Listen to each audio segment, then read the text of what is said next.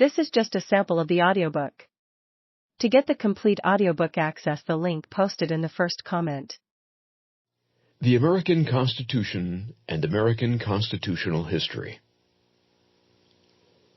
The Constitution of the United States was framed in 1787, ratified in 1788, and became operative in 1789. The text has changed only slightly since.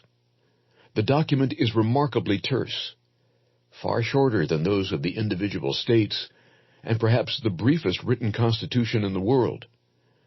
The government structure it outlines seems simple, but the simplicity is illusory. When they established the Constitution, its framers violated the basic rule that there must be a sovereign authority somewhere in every government, a final, indivisible authority that can make and enforce rules upon all other people and institutions, and from which there is no appeal. Instead of establishing such a sovereign authority within the government, the Constitution's preamble recognized the sovereignty of the people of the United States. Through the Constitution, the people have established a government no part of which has final authority. The Constitution divides governmental power in many ways. A variety of government bodies have enough power to check and balance the others. Furthermore, the Constitution creates a federal system of government, a system in which a central government has final power over some matters and local governments have final power over others. Finally, to protect rights and to avoid collisions of power in certain areas, the Constitution specifically withholds various powers from the states or the central government, or both. The practical workings of the American government are even more complex than the system outlined in the Constitution.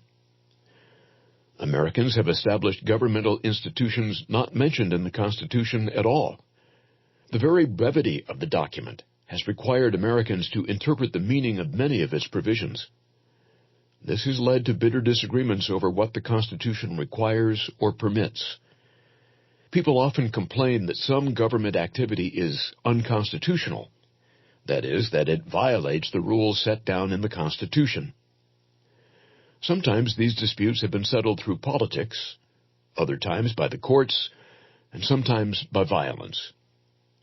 Because Americans consider the Constitution to be fundamental law, lawyers, judges, and courts have played a key role in interpreting and applying it. But for most of our history, constitutional issues have been important to ordinary Americans as well, and constitutional arguments have been a big part of public policy making. The Constitution is interpreted and applied through constitutional politics as well as constitutional law. The relationship between the two is complicated, and analysts are still trying to figure it out. Constitutional controversies are not merely matters of theory. Few people would expend the resources and even blood that Americans have spent over constitutional issues if they did not involve important material interests. Nonetheless, commitment to abstract constitutional principles is a crucial element in the making of public policy in the United States. In the American constitutional system, a claim of a right has precedence over the claim of a mere interest. Take, for example, the issue of censoring the press in order to promote decency and morality. In our system, the constitutional right to freedom of the press takes precedence over society's interest in maintaining public order or good morals.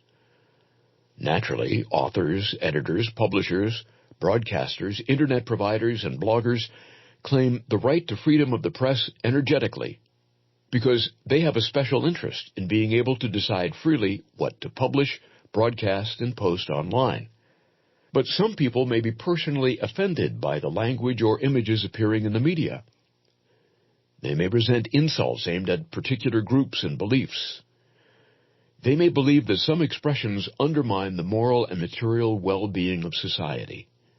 They may argue strenuously for some degree of censorship in various circumstances. But they must reconcile their demand with the Constitution's explicit protection of freedom of the press. The Constitution provides a powerful weapon with which authors, publishers, bloggers, and broadcasters can appeal for the support of Americans who do not share the material interest in maximum freedom of the press.